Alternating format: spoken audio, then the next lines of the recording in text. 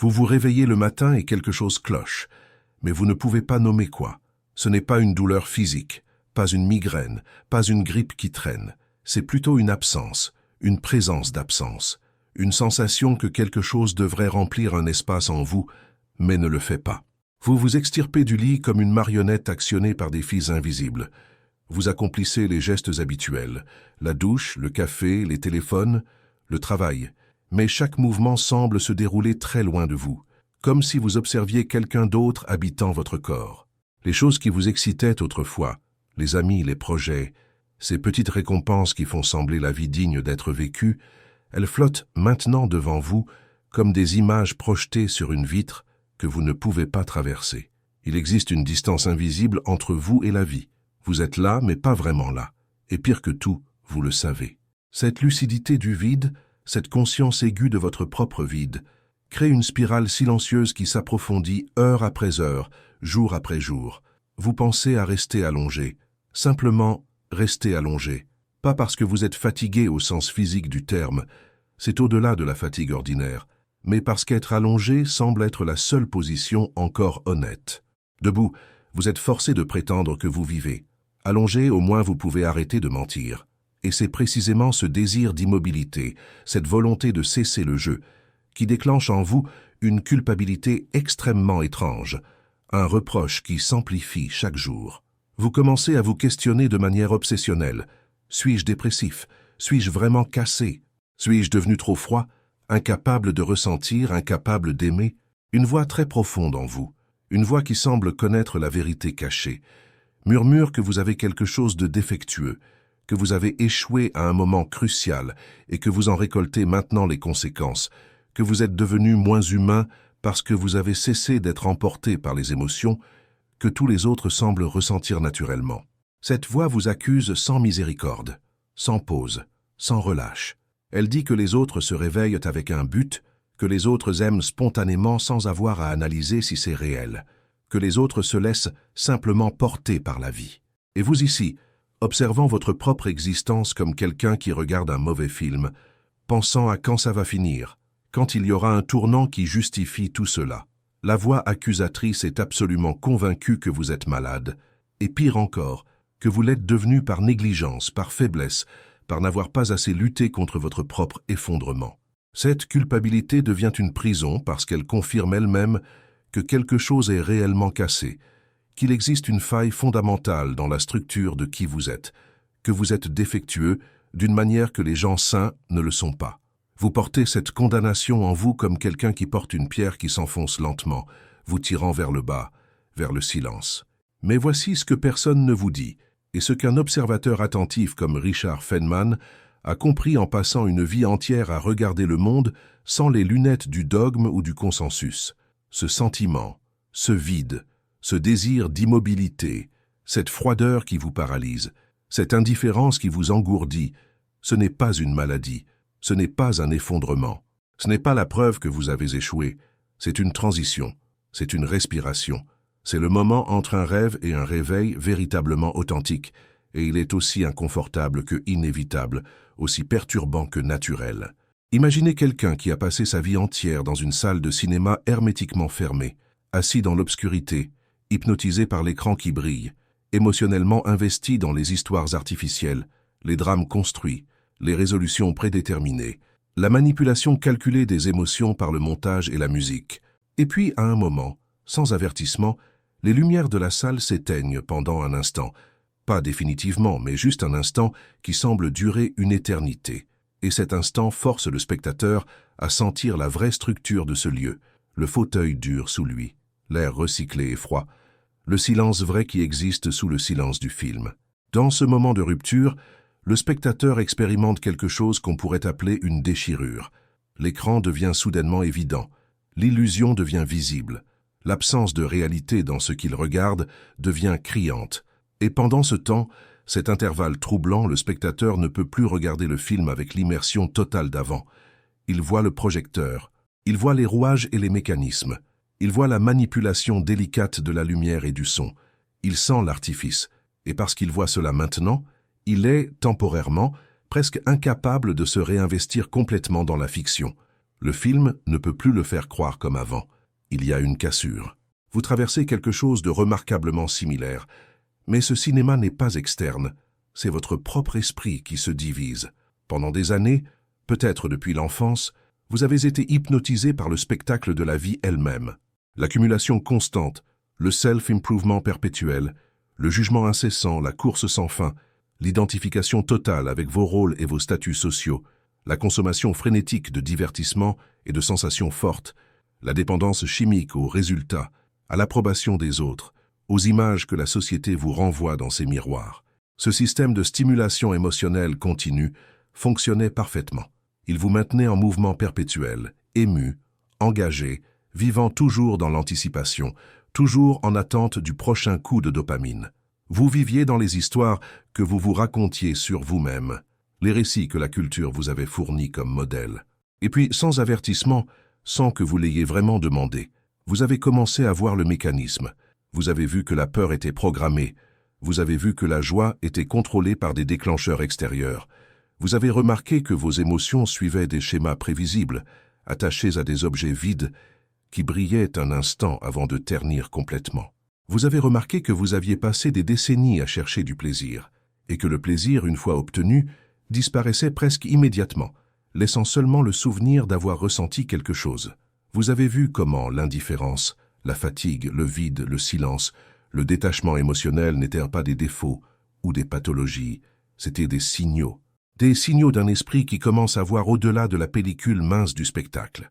Et c'est pour cela que vous ne pouvez plus vous réinvestir totalement comme avant. C'est pour cela que vous voulez rester allongé. Ce n'est pas un appel à l'abandon ou à la dépression, c'est un appel silencieux à l'authenticité.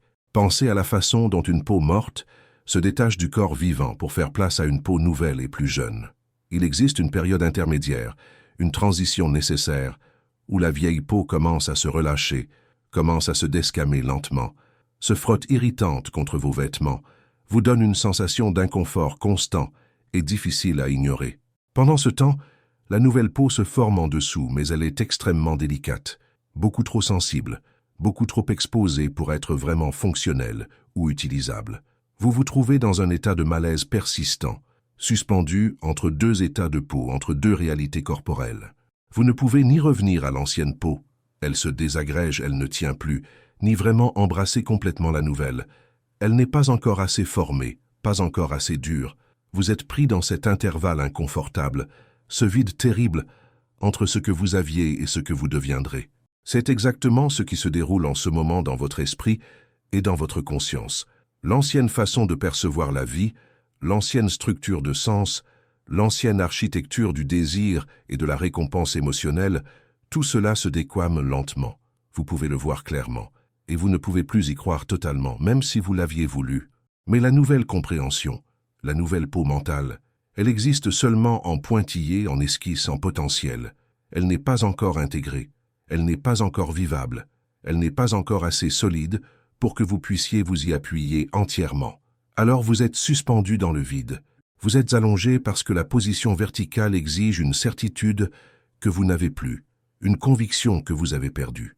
Vous êtes indifférent parce que l'ancienne gamme d'émotions était basée sur des croyances que vous ne pouvez plus valider ou accepter sincèrement. Vous êtes vide parce que le vide est ce qu'il y a de plus honnête. Le vide est ce qu'il y a quand vous arrêtez finalement de remplir les espaces vides avec du bruit, de la distraction, de la fausse connexion. Et ce vide, cette absence, ce silence, n'est pas une absence de vie, c'est une présence d'espace authentique, d'espace non rempli. Votre solitude en ce moment précis n'est pas une défaillance relationnelle ou une incapacité à maintenir des connexions sociales. C'est une solitude existentielle, une séparation inévitable causée par la clarté elle-même. Les autres autour de vous qui restent complètement absorbés, totalement attachés, constamment réactifs à la machinerie des stimuli et des récompenses, ils ne peuvent pas vous suivre dans cet intervalle que vous habitez maintenant.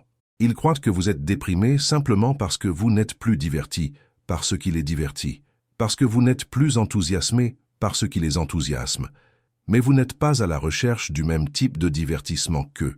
Vous avez goûté à quelque chose de trop transparent, de trop évident, de trop pur pour être emballé à nouveau dans l'illusion ancienne. Et cette transparence, cette lucidité douloureuse, Elle crée une distance inexorable. Les conversations deviennent des échanges de mots creux, vides de substance. Les divertissements deviennent des appels au retour dans le sommeil, des invitations à la réhypnose.